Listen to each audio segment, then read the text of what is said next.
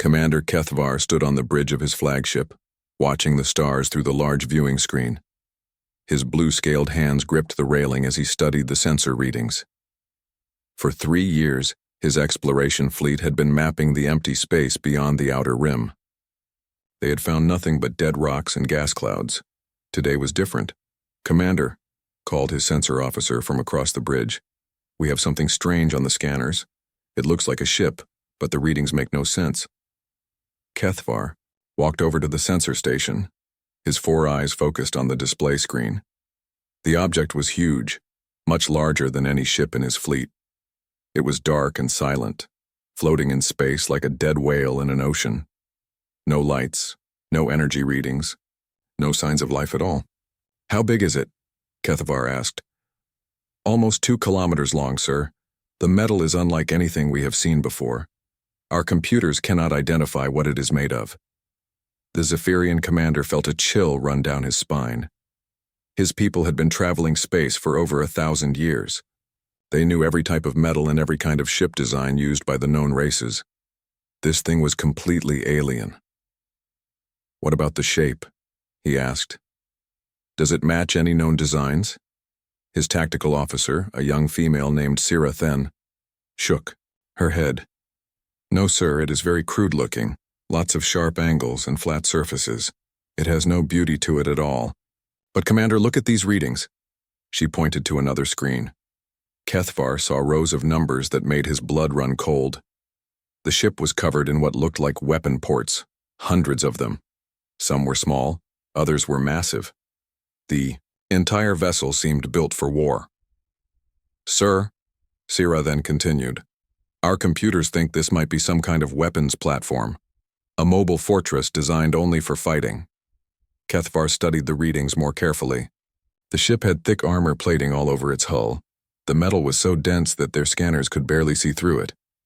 Whatever built this thing had access to materials that were beyond Zephyrian science.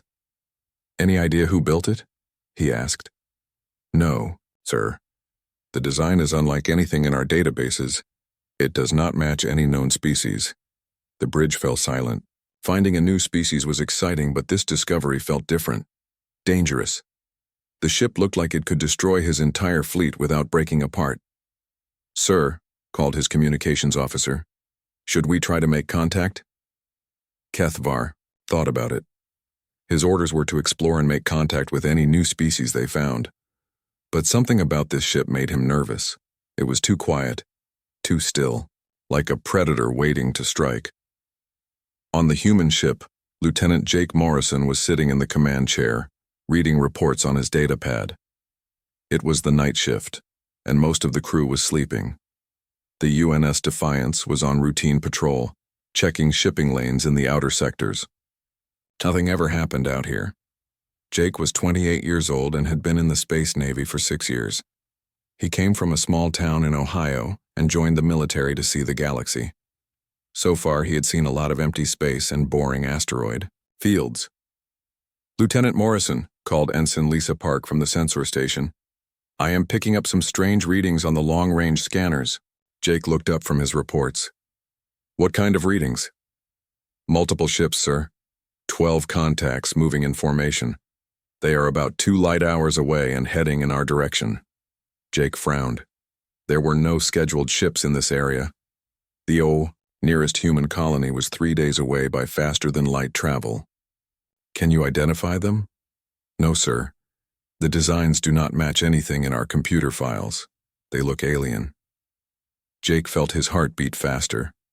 In his 6 years of service, he had never seen an alien ship. Humans had been exploring space for almost 200 years, but they had never found another intelligent species. The possibility of first contact was both exciting and terrifying. "Red alert," he ordered. "Wake up Captain Hayes and tell her we have contact with unknown vessels." The bridge lights dimmed and emergency lighting came on. Jake could hear the ship's alert sirens echoing through the corridors.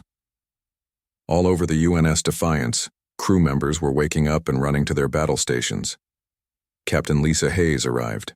On the bridge 3 minutes later, still putting on her uniform jacket. She was a 40-year-old woman from Texas who had commanded the Defiance for 2 years. She was known for being calm under pressure and making good decisions quickly. "Report," she said as she took her command chair. 12 unknown vessels approaching. From the northwest, Jake reported.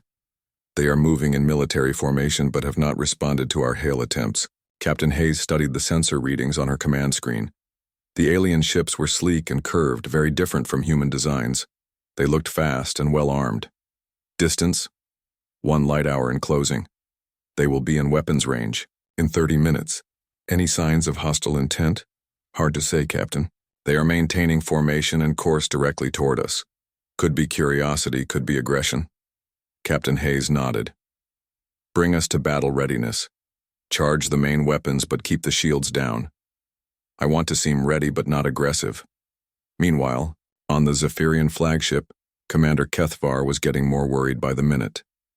His fleet had moved closer to the mysterious ship, and the readings were getting worse. The vessel was not dead after all. It was just sleeping. "Commander," his sensor officer called out, "the ship is powering up. Energy readings are climbing rapidly. Weapons? Yes, sir. And shields. And something else we cannot identify." Kethavar watched his screens in growing horror. The human ship was waking up like some ancient monster. Systems were coming online one by one. Weapons that could crack planets were charging with power. Shields that could stop a comet were forming around the hull. "Sir," Sira then whispered, "what kind of species builds ships like this?" Kethvar did not answer. He was too busy watching his instruments and trying not to panic. His 12 ships were fast and well-armed by Zephyrian standards, but compared to this monster, they were like insects attacking a dragon. The human ship finished powering up and sat in space waiting. It made no aggressive moves, but its mere presence was terrifying. Kethvar realized that he and his fleet were completely outmatched. They had stumbled upon something far beyond their understanding. "Sir," his communications officer called, "we are receiving a transmission from the alien vessel." "Put it on screen." The main viewer showed a human face. Captain Hayes looked calm and professional as she spoke. "Unknown vessels, this is Captain Lisa Hayes of the United Nations ship Defiance. You are approaching a human patrol vessel in neutral space. Please identify yourselves and state your intentions." The words were translated by the ship's computer, but Kethvar barely heard them. He was staring at the human woman on the screen. She looked so normal, so ordinary. Nothing about her suggested she commanded a ship that could destroy entire worlds. That, perhaps, was the most terrifying thing of all. Commander Kethvar stared at the human woman on his screen. Her calm voice and steady eyes made him more nervous than any battle cry would have. She was asking them to identify themselves, but how could he explain that they were explorers who had accidentally found a nightmare? "Open a channel," he ordered his communications officer. His voice shook slightly. "Channel open, sir." Kethvar cleared his throat and tried to sound confident. "Human vessel, I am Commander Kethvar of the Zephyrian Exploration Fleet. We are peaceful explorers mapping this region of space. We did not know this area was claimed by your people." On the human ship, Captain Hayes listened to the translation. The alien commander seemed nervous, which was not unusual for first contact situations. But something felt wrong. His ships were in attack formation, and their weapons were charged. "Commander Kethvar," she replied, "this space is not claimed by humans. We are on routine patrol. Why are your ships approaching in battle formation with weapons powered?" The question hit Kethvar like a physical blow.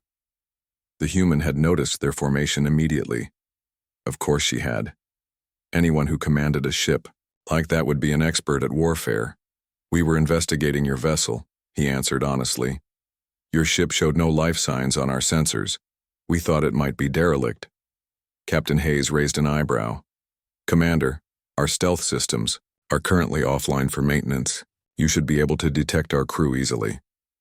Kethvar felt his stomach drop. If the human ship's stealth systems were offline, what would they be like when they were working? His sensors were the best the Zephyrian military had, and they could barely detect anything about the human vessel. "Captain," whispered his sensor officer, "I am getting new readings from their ship. There are at least 300 life forms aboard." 300. Kethvar's flagship carried a crew of 50. His entire fleet had fewer people than this one human ship. But that was not the worst part. The worst part was what his instruments were telling him about the ship itself. "Sir," his weapons specialist reported quietly, "I have completed analysis of their vessel. The weapon systems are beyond anything in our databases. They appear to use both energy weapons and kinetic projectiles." "Kinetic projectiles?" Kethvar asked.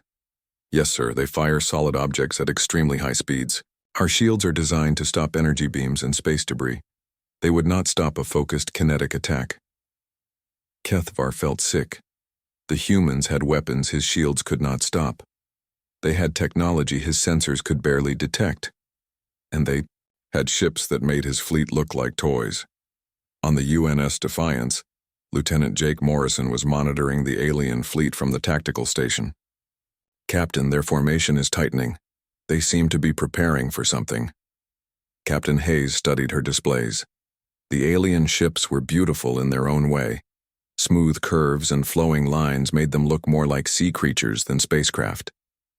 But they were definitely military vessels and they were getting ready for action. "Any change in their weapon status?" she asked. "Negative, Captain. Their weapons are charged but not locked onto us. They seem to be waiting for something." "Captain, Hayes made a decision that would change galactic history. Lieutenant Chen, send a message to Fleet Command. Tell them we have made contact with an alien species. 12 ships, apparently military, but no hostile actions yet." "Communications officer." Paul Chen began typing on his console. "Message sent, Captain. Fleet Command acknowledges and is standing by." On the Zephyrian flagship, the translation computers intercepted the human transmission. What they heard made every alien on the bridge freeze in terror. The humans were not calling for help. They were not trying to escape. They were calmly reporting the situation to their military command like it happened every day. The casual tone suggested that meeting hostile alien fleets was routine for them. "Commander," his communications officer whispered, "they have faster-than-light communication. They just sent real-time data across space instantly." Kethvar felt the last of his confidence drain away. The Zephyrians used message drones that took days or weeks to carry information between star systems. The humans could talk to their fleet commanders instantly across any distance. "Sir," his tactical officer added, "our computers have analyzed their message. They mentioned something called Fleet Command. This suggests they have a large military organization with many ships." The implications hit Kethvar like a meteor. This was not just one ship. Somewhere out there was an entire human military with technology that made his people look primitive. If this was just a patrol vessel, what were their battleships like? Captain Hayes watched the alien fleet on her screen. Their formation had stopped tightening, but they were still in attack position. "Lieutenant Morrison, charge the main batteries, minimum power setting." "Aye, Captain. Main batteries charging." The order was routine for the human crew. They were simply preparing to defend themselves if needed. But to the Zephyrians watching, it was a display of power beyond their worst nightmares.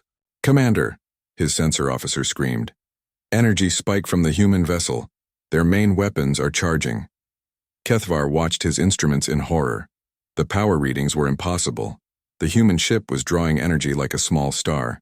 Their main weapons alone used more power than his entire fleet combined. "How much power?" he asked weakly. "Sir, our computers cannot calculate it accurately. The readings are beyond our measurement scale."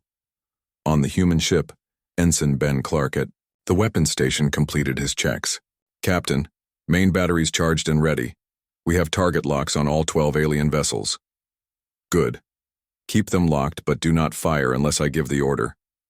The Zephyrians detected the targeting locks immediately. Their computers screamed warnings. As 12 invisible beams touched their ships, the humans could destroy their entire fleet in seconds if they chose to. "Commander," Sirathen said quietly, "we need to surrender or retreat. We cannot fight this thing." Kethvar knew she was right. His pride as a military officer wanted him to fight, but his duty was to keep his crews alive. The human ship could wipe out his fleet without taking damage, but before he could give the order to retreat, something else happened. More contacts appeared on his sensors. Human reinforcements were arriving. Sir, his sensor officer reported. 3 more human vessels just dropped out of faster-than-light travel. They are approaching rapidly. Kethvar looked at his screen and saw 3 more ships like the first one.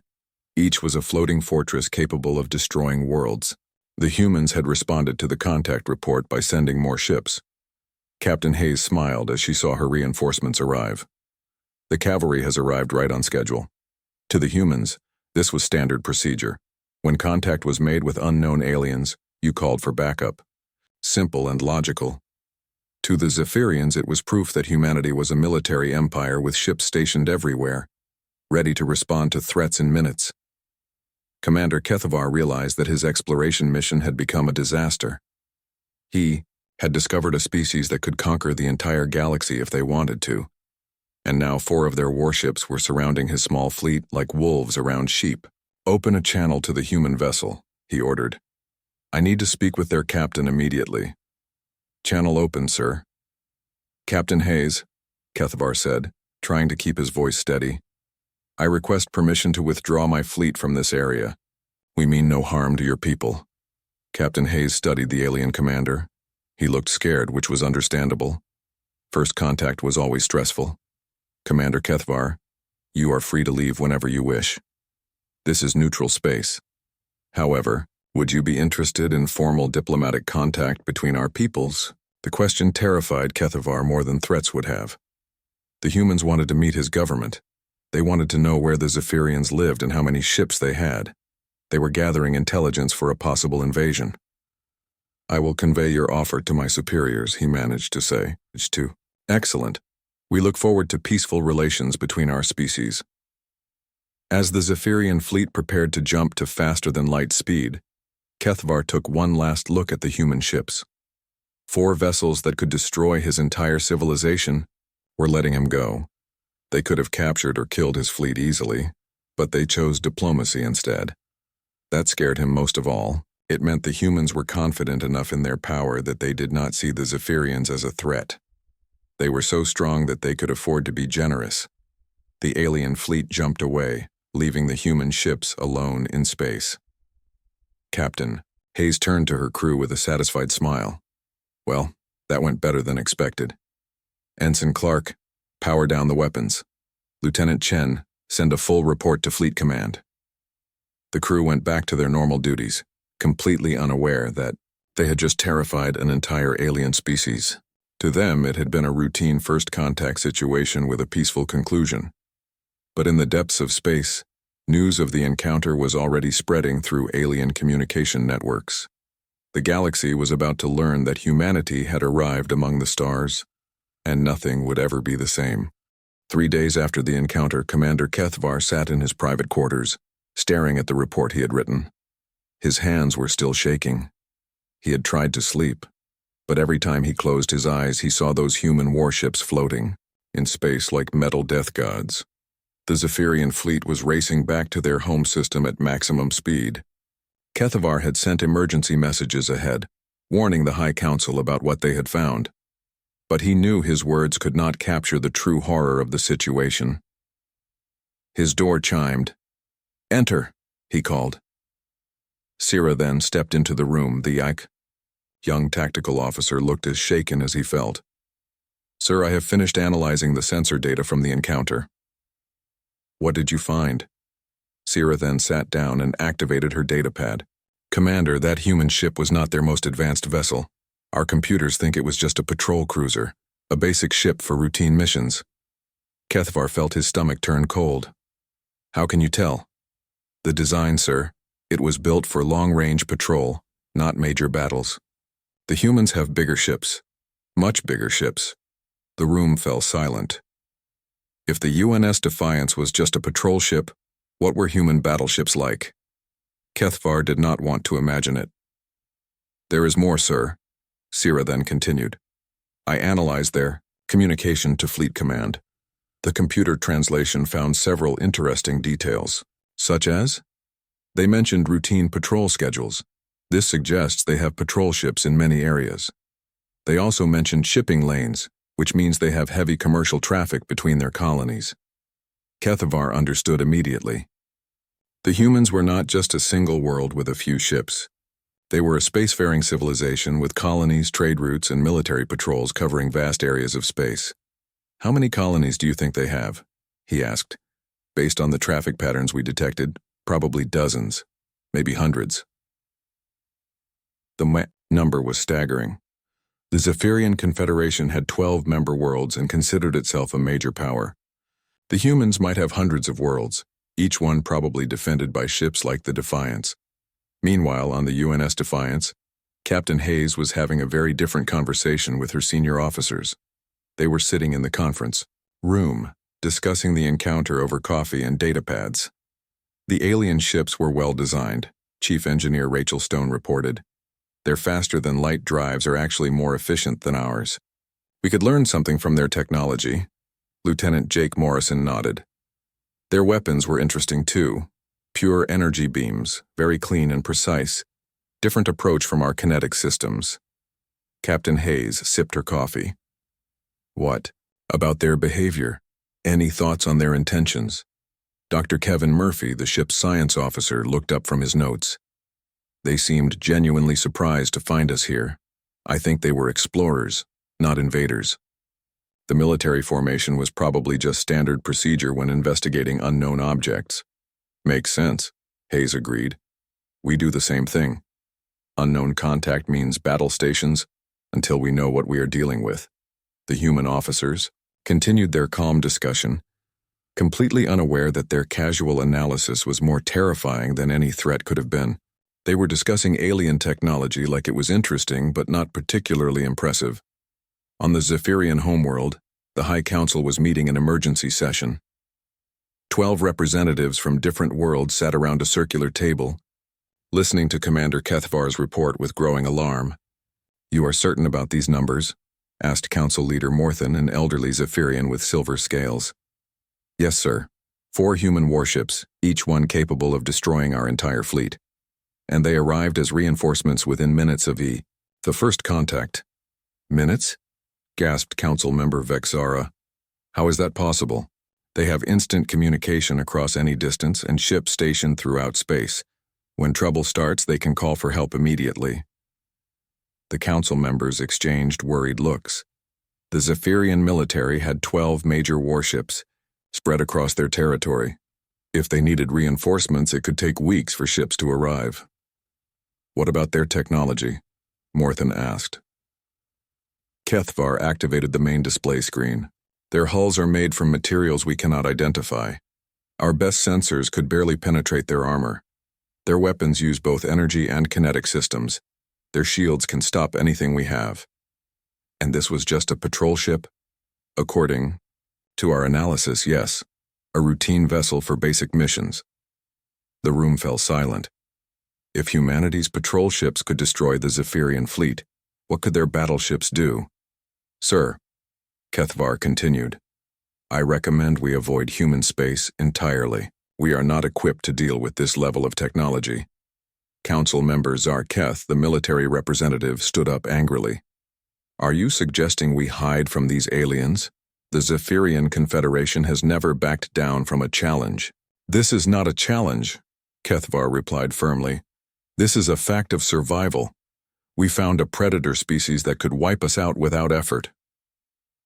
Back on the UNS Defiance, Captain Hayes was reading reports in her ready room when Lieutenant Chen knocked on her door. "Come in, Paul." "Captain, we just received new orders from Fleet Command.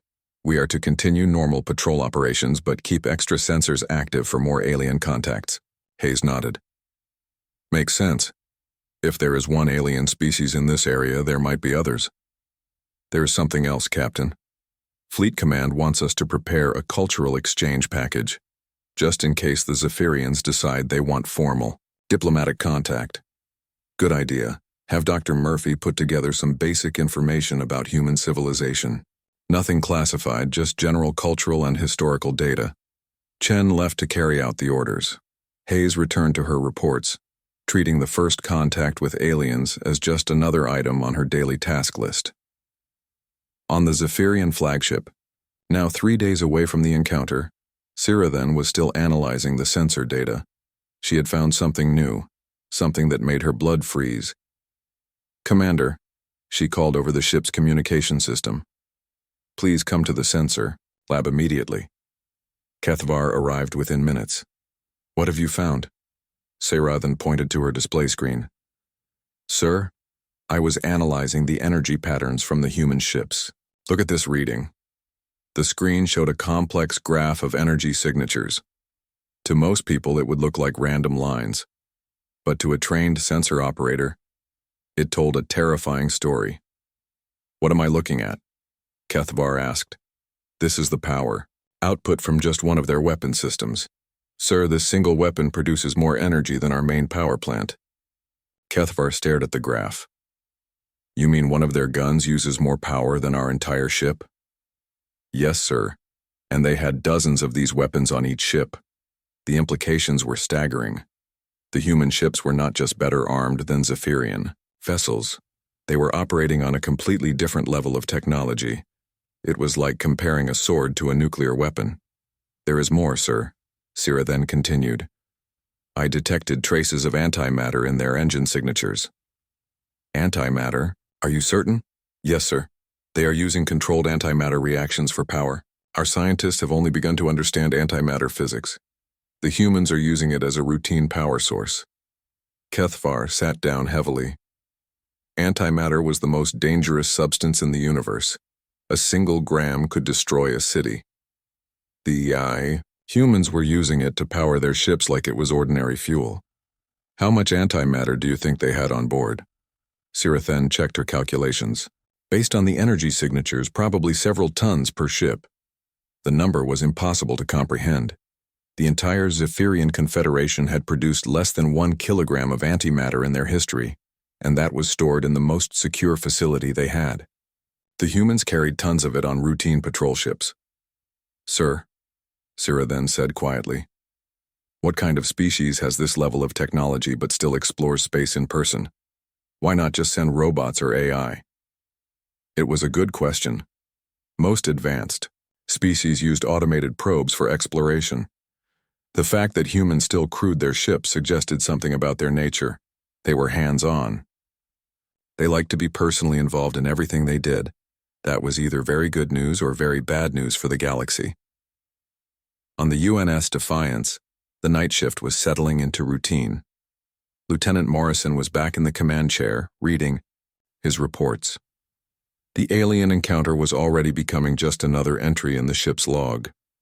"Lieutenant," called Ensign Park from sensors, "I am detecting some unusual readings from the direction the aliens went." Morrison looked up. "What kind of readings?"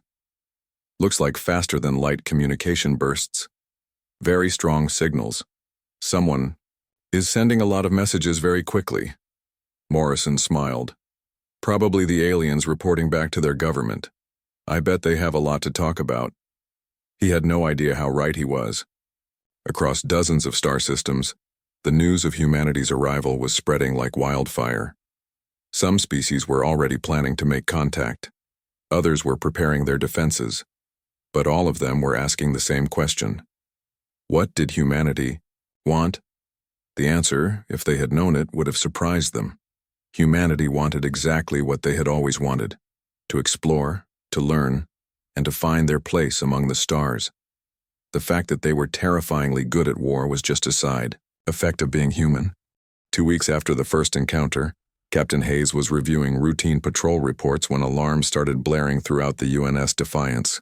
She rushed to the bridge to find her crew at battle stations. "Report," she ordered as she took her command chair.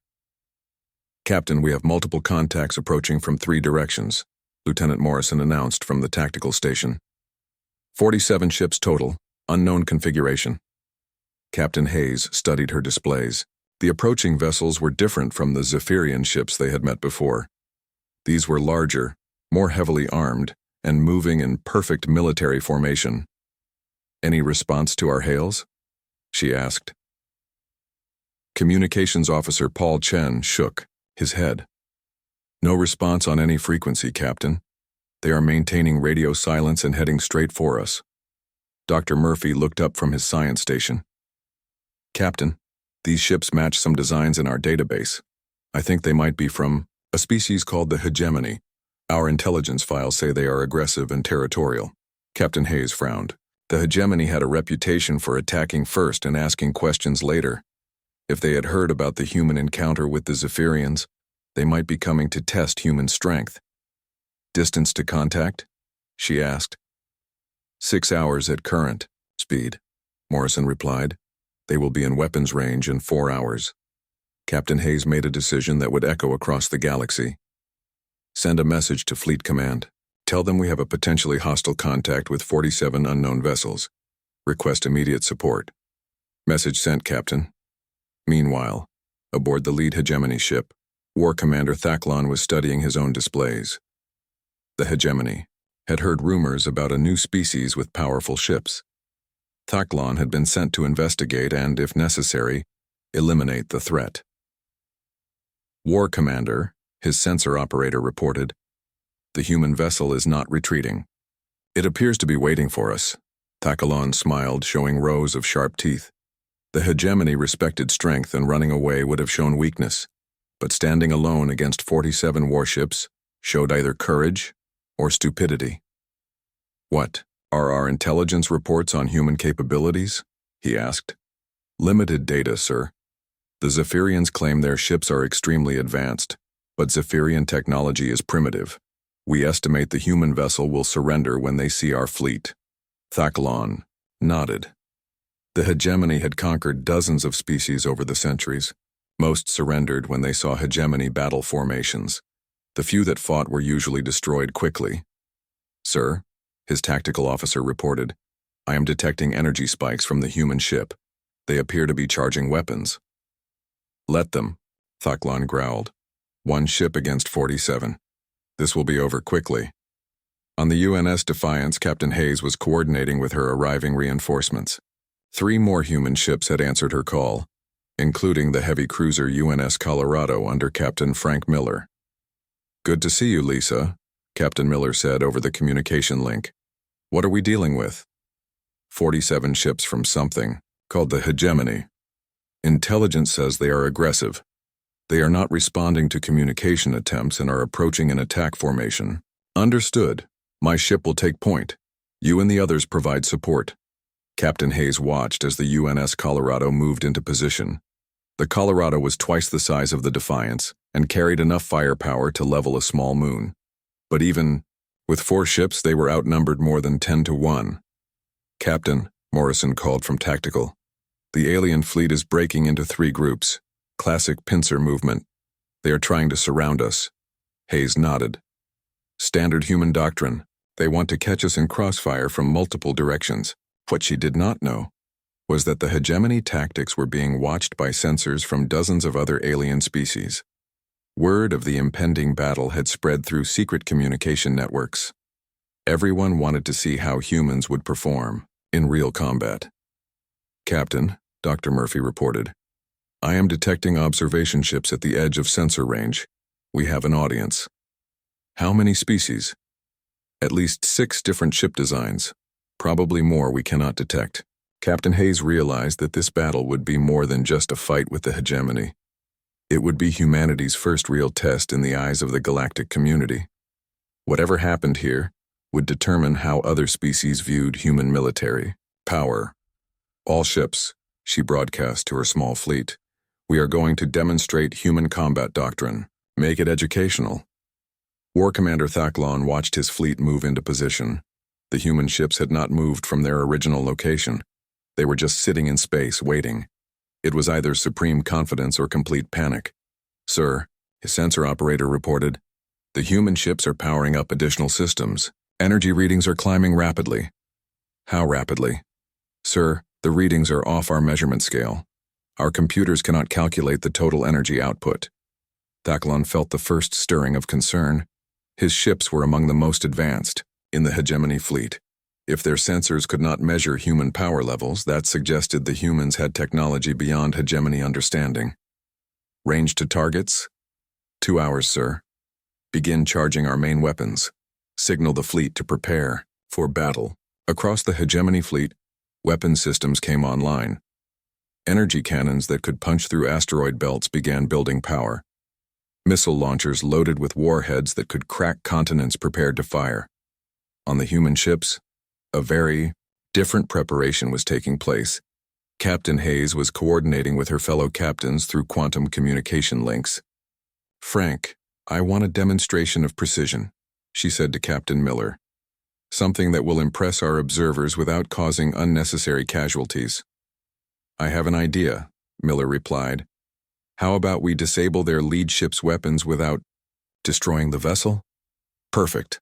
That will show we could have killed them but chose not to." The conversation was being intercepted by alien intelligence networks throughout the region. The casual way the humans discussed disabling hegemony warships terrified every species listening. "Range to targets?" Hayes asked. 1 hour, Captain." "All ships prepare for precision engagement. Target enemy weapon systems only. We want prisoners, not corpses." War Commander Thaklan was reviewing his battle plans when his communications officer received an unexpected transmission. "Sir, we are receiving a message from the human fleet." "Put it on screen." Captain Hayes appeared on the main viewer. She looked calm and professional, as if she were discussing routine business instead of facing overwhelming odds. "War Commander Thaklan of the Hegemony Fleet," she said. "I am Captain Lisa Hayes of the United Nations Navy. You are approaching a human patrol group in neutral space. Please state your intentions." Thaklan was surprised that she knew his name and rank. Human intelligence was better than he had expected. "Human Captain," he replied. "You will surrender immediately or be destroyed. The hegemony does not tolerate challenges to our authority." "War Commander, this space does not belong to the hegemony. We have as much right to be here as you do. However, we do not seek conflict. Please alter course, and no one needs to be hurt." Thaklan laughed. 4 ships against 47 and you offer us terms? Your arrogance will be your destruction." Captain Hayes sighed. "War Commander, this is your final warning. Alter course or we will be forced to defend ourselves." "Attack!" Thaklan roared. The hegemony fleet opened fire with everything they had. Energy beams that could boil oceans lanced across space toward the human ships. Missiles that could shatter moons streaked toward their targets. The humans responded with precision that defied belief. The UNS Colorado fired a single shot from its main railgun. The tungsten projectile, accelerated to 30% of light speed, crossed the distance. Between fleets in seconds, it struck War Commander Thaklan's flagship exactly where Captain Miller had aimed. The forward weapons array. The projectile passed completely through the hegemony ship, destroying every weapon on the front half of the vessel without touching the crew quarters or life support systems. The precision was surgical. "Target the lead ship's engines," Captain Hayes ordered. "Disable but do not destroy." The UNS Defiance fired its particle beam array. The focused energy struck the hegemony flagship's engine section, overloading the power systems and shutting down the ships faster than light drive. In less than 30 seconds, the most powerful ship in the hegemony fleet had been reduced to a helpless hulk. "All hegemony vessels," Captain Hayes broadcast. "Cease fire immediately or we will disable your entire fleet." War Commander Thaklan stared at his darkened bridge in shock. His flagship's main systems were offline. His weapons were destroyed. His engines were dead, and the humans had done it with 2 shots. "Sir," his tactical officer whispered, "our sensors show the human ships are targeting every vessel in our fleet simultaneously. They have firing solutions on all 47 ships." The implications hit Thaklan like a physical blow. The humans could destroy his entire fleet in minutes if they chose to. They had demonstrated their power by disabling his ship instead of destroying it. "Sir," his communications officer reported, "we are receiving messages from ships throughout the fleet. Everyone is requesting orders." Thaklan looked at his tactical display. The human ships had not moved from their original position. They had crippled his flagship and were now waiting to see what he would do next. For the first time in his military career, War Commander Thaklan, 6 months after the Battle of Neutral Space, as historians would later call it, the galaxy had changed completely. The news of humanity's Victory over the hegemony fleet had spread to every civilized world. Some species were preparing for war, others were seeking alliance. Most were simply trying to understand what humanity wanted. Captain Hayes stood in the main conference room of Starbase 7, looking out at representatives from 12 different alien species. The station was humanity's first diplomatic outpost, built specifically for meetings with alien governments. It was also heavily defended by a fleet of human warships, just in case. "Welcome to Starbase 7, she said to the assembled delegates. "I am Captain Lisa Hayes, representing the United Nations in these preliminary discussions." The alien representatives studied her carefully. They had all heard stories about human military power, but this was the first time most of them had seen a human in person. Hayes looked ordinary, almost fragile compared to some of the larger alien species. But they all knew she commanded ships that could destroy worlds. Commander Kethvar of the Zephyrian Confederation sat at the far end of the table. He had been promoted after his report about first contact with humanity. Now he was his government's chief expert on human affairs. The irony was not lost on him. "Captain Hayes," he began, "my government is honored to participate in these talks. The Confederation wishes to establish peaceful relations with humanity." Other representatives nodded agreement. After seeing what happened to the hegemony fleet, no one wanted to be humanity's enemy. "We appreciate that sentiment," Hayes replied. "However, we have some concerns about recent events in this region." She activated the room's main display screen. It showed a star map with various alien territories, marked in different colors. Several areas were highlighted in red. "In the past 6 months," Hayes continued, "we have detected 17 separate conflicts between different species. 3 minor wars have started. 2 species have been completely conquered by their neighbors." The alien representatives shifted, uncomfortably. The galaxy had indeed become more violent since humanity's arrival, but not because of human actions. The display of human power had upset the balance of power that had existed for centuries. "We did not cause these conflicts," said Ambassador Vexara of the Zephyrian Confederation. "No, you did not," Hayes agreed. "But they are happening because every species is now repositioning themselves in relation to humanity. Some are forming alliances to oppose us. Others are conquering their neighbors to appear stronger." War Commander Takalon, now representing the hegemony in a much reduced capacity, spoke up. "What does humanity propose to do about it?" Hayes smiled, but it was not a comforting expression. "The United Nations has decided to take a more active role in galactic affairs. We cannot allow the galaxy to tear itself apart simply because we exist." She pressed another button, and the display changed to show human fleet positions. Red dots appeared throughout the mapped area, each one representing a human naval group. As of today, the UN Navy has 47 task forces deployed throughout this region. Each task force has the authority to intervene in conflicts that threaten civilian populations. The number sent a chill through the room. 47 task forces meant hundreds of human warships spread across dozens of star systems. Humanity had gone from a single contact to a galactic power in just 6 months. "You are imposing human law on the galaxy?" asked Representative Morketh of the Stellar Alliance. "No," Hayes replied. "We are imposing human values. We will not tolerate genocide, slavery, or the deliberate targeting of civilian populations. Beyond that, species are free to govern themselves as they see fit." Dr. Kevin Murphy, now serving as humanity's chief xenological advisor, stood up to address the group.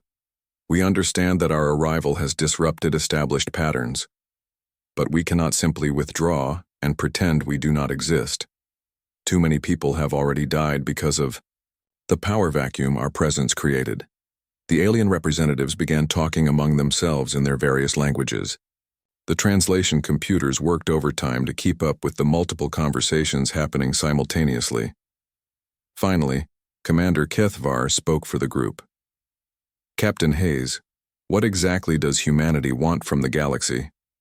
It was the question everyone had been wondering about since first contact. Did humanity want conquest? Resources? Territory? The answer surprised them all. We want to explore, Hayes said simply. We want to learn about different species and cultures. We want to establish trade relationships and share scientific knowledge. We want to find our place among the stars. That is all? Asked Thakkalon suspiciously. That is everything, Hayes replied. Humans are naturally curious. We explore because we have to, not because we want to conquer, but we will not allow others to be harmed by our presence. She activated another display showing human colonies and exploration routes. In the past 6 months, we have established 17 new colonies and made contact with 8 more species. Our exploration fleets are mapping regions of space that have been empty for millions of years. The scope of human expansion was staggering. Most species took decades to establish a single new colony. Humanity was building new worlds faster than the aliens could count them. How many humans are there? Asked Ambassador Vexera quietly. Dr. Murphy consulted his datapad. Current population across all human worlds is approximately 42 billion. Birth rates remain high, and life expectancy continues to increase due to medical advances. The number was incomprehensible to most of the alien species present. The entire Zephyrian Confederation had a population of 8 billion across 12 worlds. Humanity had 5 times that many people and was still growing rapidly. Where do you all come from? Morketh asked. Hayes smiled more warmly this time. We come from a small blue planet called Earth. It is not particularly special except that it is home. We evolved there over millions of years, learning to survive in a hostile environment. Hostile how? Keithvar asked, genuinely curious. Natural. Disasters, extreme weather, predators, disease, limited resources, Murphy explained. Earth taught us to be adaptable, resilient, and cooperative. We learned to work together because we had to. The aliens began to understand something about humanity that the military demonstrations had not revealed. Humans were not naturally aggressive. They were naturally cooperative, but they had been shaped by a world that demanded constant struggle for survival. That explains your technology, Thakkalon observed. You build ships like weapons because your world taught you that everything is a potential threat.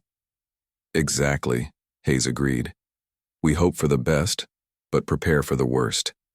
It has served us well. Representative Zar Nai of the Crystal Collective, who had been silent throughout the meeting, finally spoke.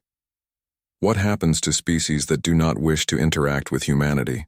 Nothing, Hayes said. If you want to be left alone, we will respect that. We will not force contact on anyone. But we will also not allow you to harm others simply because you want to avoid us. The meeting continued for several more hours, covering trade agreements, territorial boundaries, and communication protocols. But the most important moment had already passed. The galaxy now understood what humanity wanted: to explore, to learn, and to protect those who could not protect themselves. As the alien representatives prepared to leave, Commander Kethvar approached Captain Hayes privately. Captain, may I ask you a personal question? Of course. Are you afraid of what humanity has become in the galaxy? Hayes considered the question carefully. Sometimes. We never expected to be the dominant military power when we first left Earth. We just wanted to see what was out there, but power brings responsibility, and we will not shirk that responsibility. Even if it means becoming the galaxy's police force? If that is what it takes to protect innocent people, yes. Kethvar nodded slowly. My people have a saying, the strong must protect the weak, or strength has no meaning. I think humans understand this truth. As the alien delegates departed, Captain Hayes returned to her office to review reports from across human space. New colonies were being established. New species were making contact. Trade agreements were being signed. But there were also darker reports. 3 species had formed an alliance specifically to oppose human expansion. Pirates were using human ship designs to raid merchant vessels. Some human colonies were reporting strange sensor readings from unexplored regions. Hayes sighed and began drafting her report to Earth. The galaxy was vast and full of wonders, but it was also dangerous and unpredictable. Humanity had found its place among the stars, But that place came with challenges no one had anticipated.